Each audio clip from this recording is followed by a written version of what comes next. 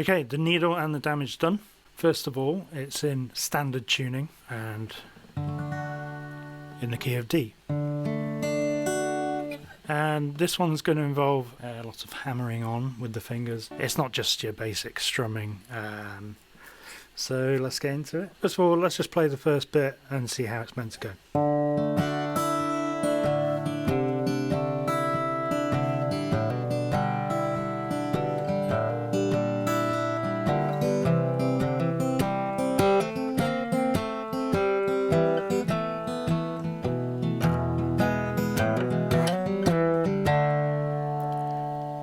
Okay, so that's the intro and the basic first part of the verse.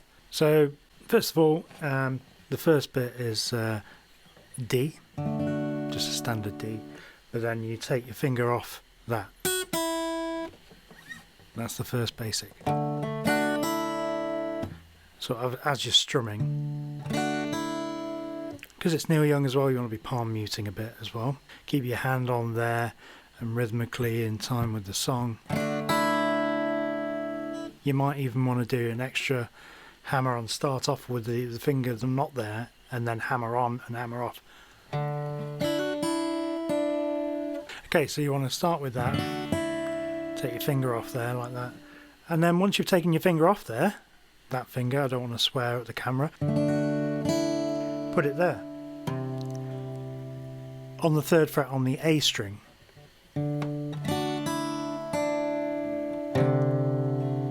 But keep your fingers in that sort of D position, but put your finger on there. And that's written down as a D/C, I believe. But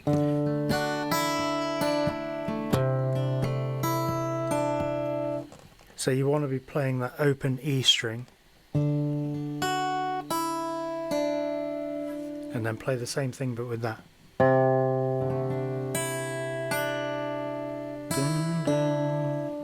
And then that finger goes down to that one on the 2nd fret on the A string.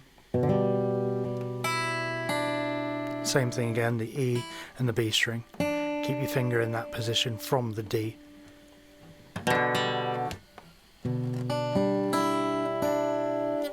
And then down to the B flat, which is the 1st fret on the A string. So you've gone.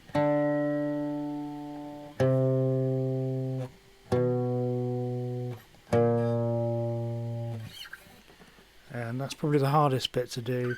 I do it like that.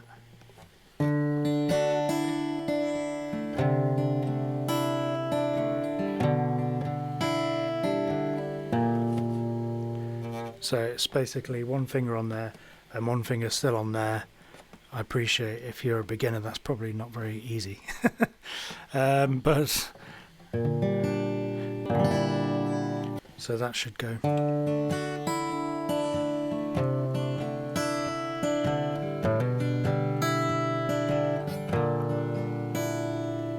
Okay, so there's that bit, and then again there's hammering on.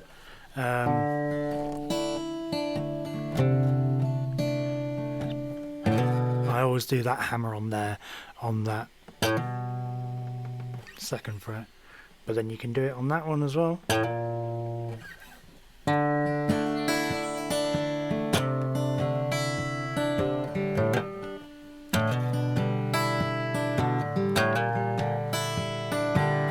And then the next bit it goes to C. So this bit as well is hammering on. So you want to be hammering on that D string on the 2nd fret in this C position.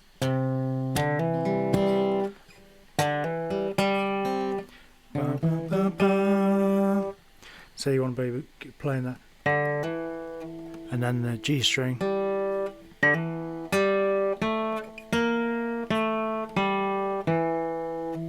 He plays that, but in that C shape still.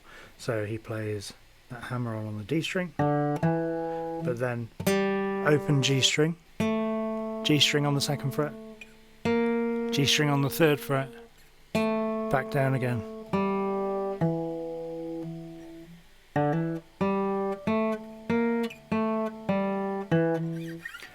The trick is to do it whilst you're playing a C. Now sometimes I still use that finger, but it might be easier if you use one of your other fingers.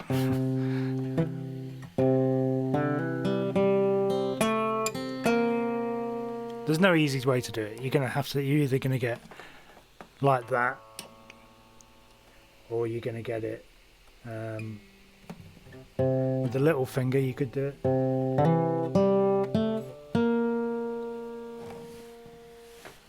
Like that.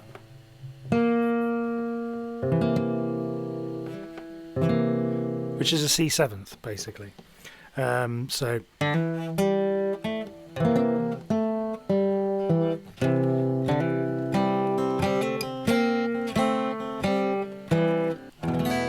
And then the next bit is this E sus2, I believe.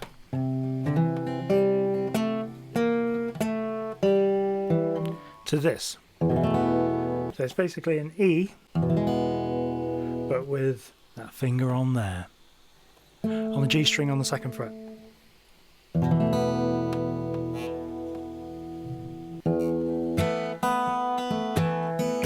And then down to the E.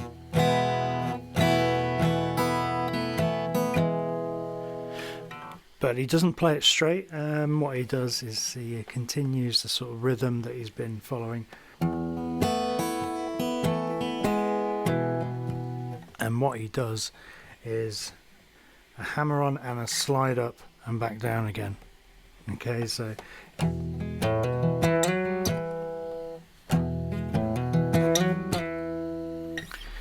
he goes hammer on like that on the A string on the 2nd fret, and then slides up on the D string and back down again, 2 frets, before going back to the D.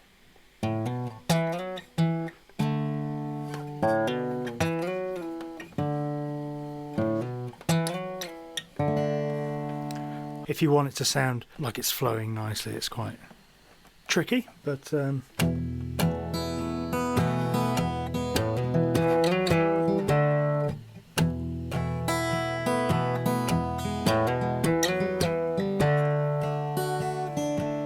once you've nailed that, that is literally the whole song, apart from a slight variation when he's singing over the top of it, which we'll do now. So let me do it with the vocals. I caught you knocking at my cellar door. I love you, baby, can I have some more? Ooh, the damage done. So the variation there is in when he's doing that. Instead of doing that when he's singing, he just does gone, gone, the damage. So he just goes C and F. So, gone, gone, the damage done. And he goes back to that E sus2.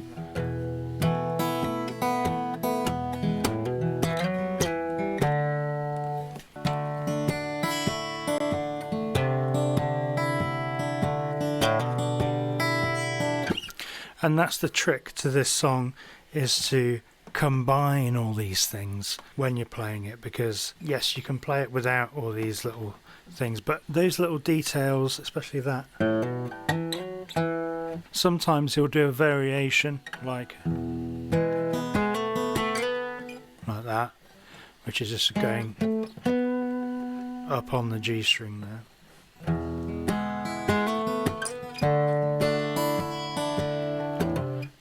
Basically, it's the hammer-ons that give it a distinctive thing, and he's rhythmically palm muting it, and you can almost hear him hitting the guitar.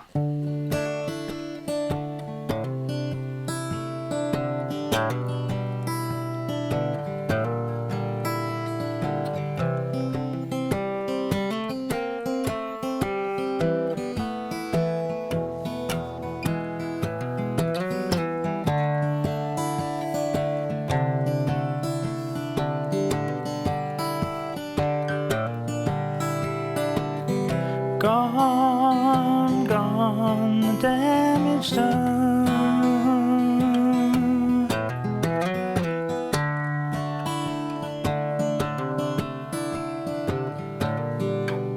And that's it. I mean, it's a pretty simple song. There's no kind of different bits. It doesn't go to any of the different keys or anything like that.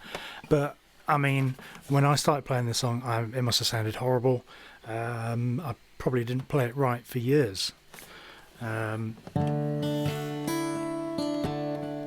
Also, I found, like other Neil Young songs, what helps with this is if you just slow down. The temptation is just to go.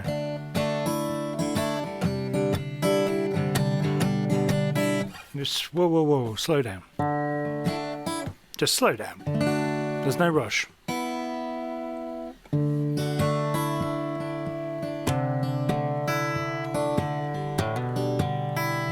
Gives you more time as well to do that, fit in those hammer-ons as well, to anticipate them more so you can fit them in. And just let the notes ring out a bit more as well.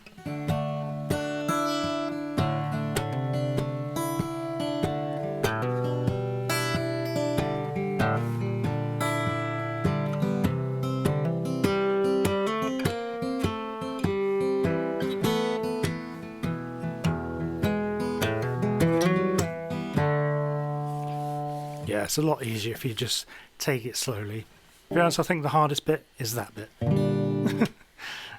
It's a stretch for me to do that. I've been playing years, but if you've only just started playing, you might find that hard, I imagine.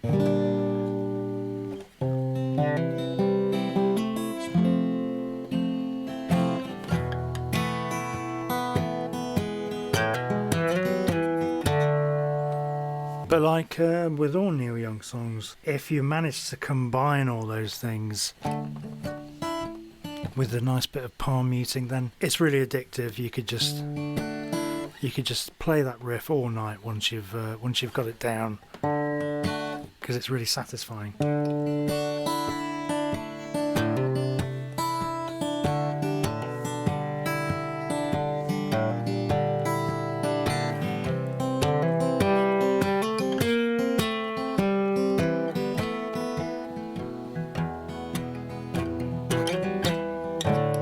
That's it. It's pretty straightforward. It's not a very long song, so it's basically the first verse, the second verse, an instrumental bit that's the same as the intro, and then the third verse and the fourth verse, and then the end, which on the record version he'll end on that B flat.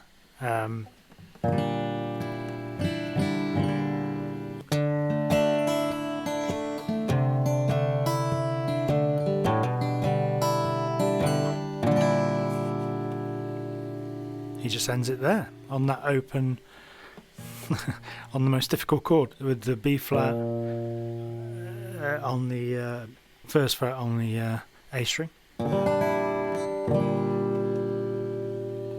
That's the way it ends. But yeah, it's not a very long song, so that's the whole song basically. And good luck with practicing all that. It's not the easiest one. So yeah, that's all from me. If you found this video enjoyable in any way, if you found it useful, informative, educational, or just slightly entertaining, thanks for watching. Give us a thumbs up, subscribe if you've not subscribed already. That's all from me on this one. Bye for now.